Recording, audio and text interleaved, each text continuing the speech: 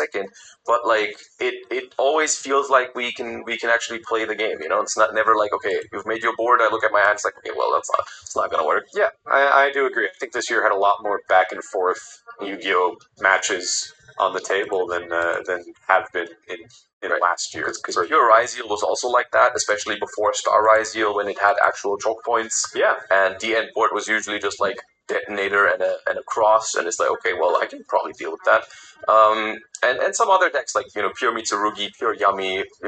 If we hadn't had all these different hybrid variations of these decks, I think archetype design in 2025 was pretty nice, and I think that is the one thing I want moving forward is that they design archetypes that just are being played as they intended. Mm-hmm. And I think if they do that properly, then I think the Molcharmies are going to end up being more of a solution to some problematic decks in the format. You might just side deck them for specific matchups, like you do with Molcharmy Meowls already. That's not strong enough to be a main deck card, but you're side decking it for like specifically maybe Malice, because that's doing a little bit too much of that specific thing. Yeah. I could see that being the same thing. Like if we had a Draco Tail format, people wouldn't be main decking Fuwalos. Right, exactly. Yeah, and it seems like that was sort of their intended design, was to be these like side deck type cards that's for specific matchups. You say, okay, I'm going to put my Perulias in, and I know I'm going second. I don't know. I feel like it's already pretty obvious what I'm playing anyway. Fuwalos is strong enough that you main deck it, and you hope you get one off. But yeah, I do think this sort of this design space of like retooling these older hand traps like Maxi into a more balanced version that fits the modern game instead of this like 15-year-old card design that they had no idea what the implications of it would be in 2025.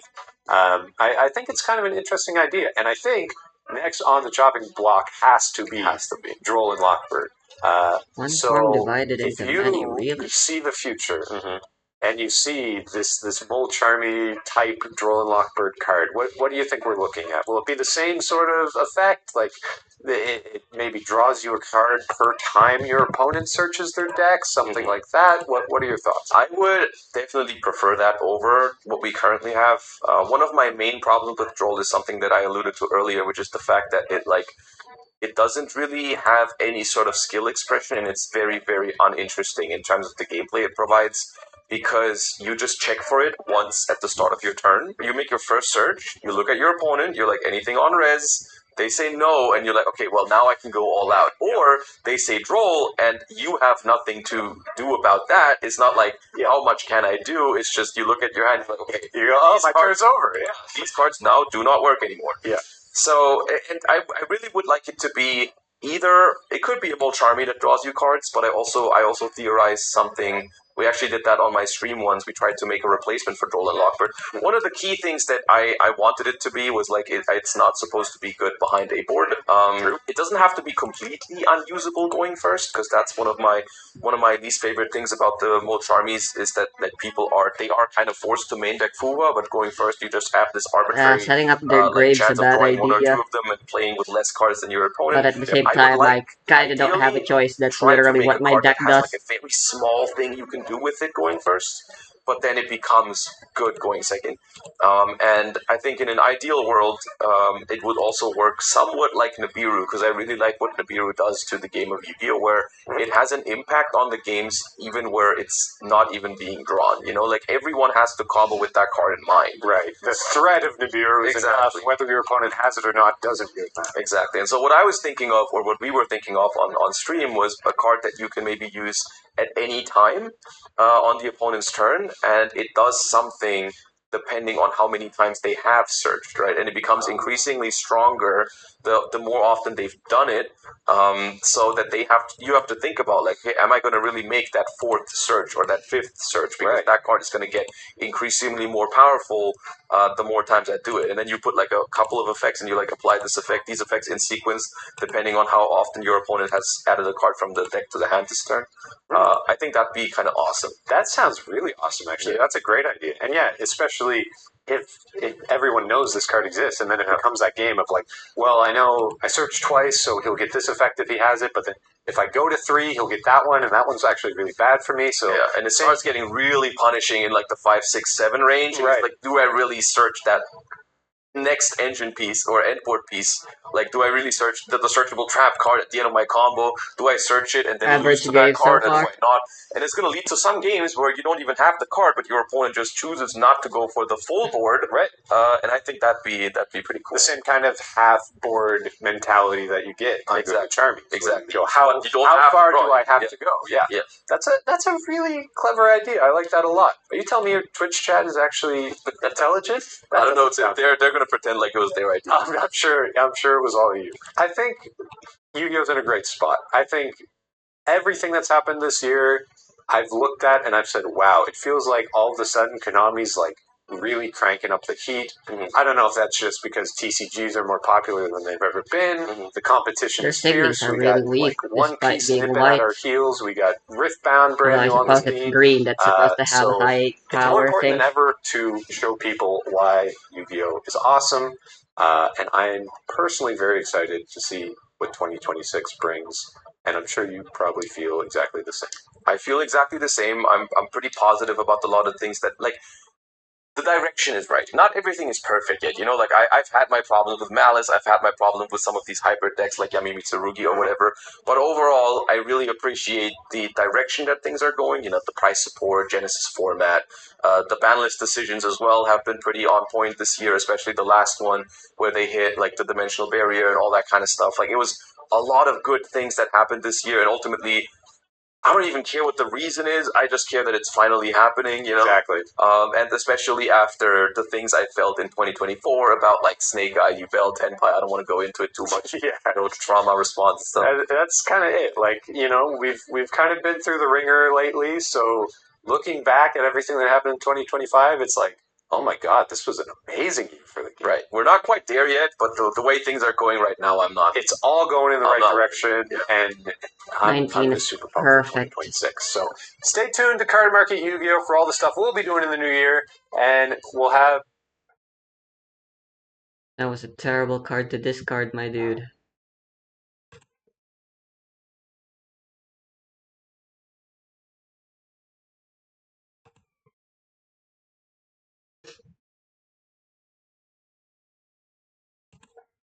Huh. Didn't this enter charge? The fuck?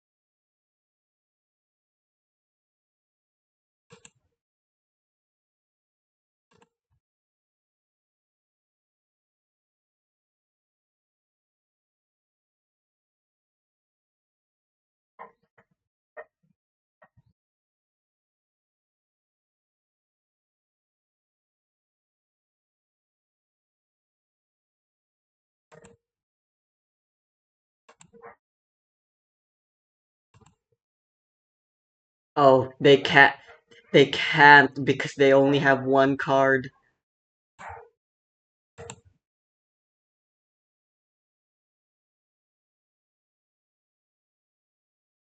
It's gotta feel bad.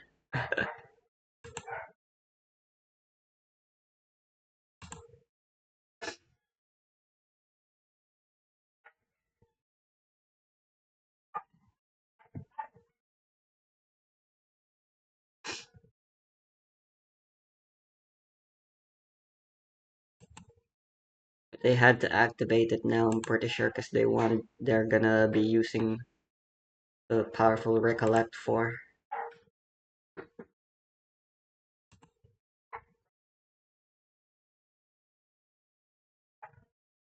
But yeah, I've neutered any possibility of them doing anything for late game.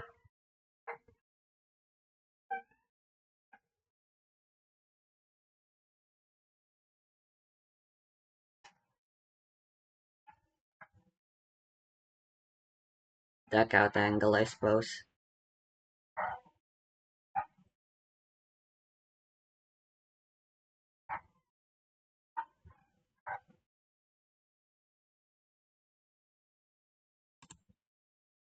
That's fine. Black was the last thing I expected them to also be on. This works to our favor.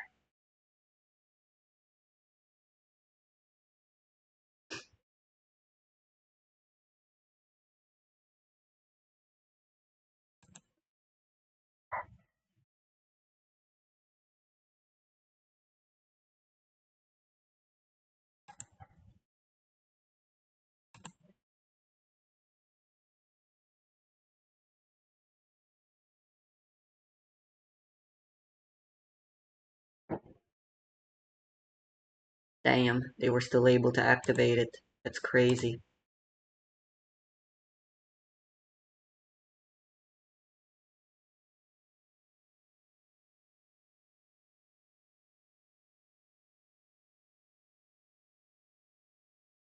It's curse on.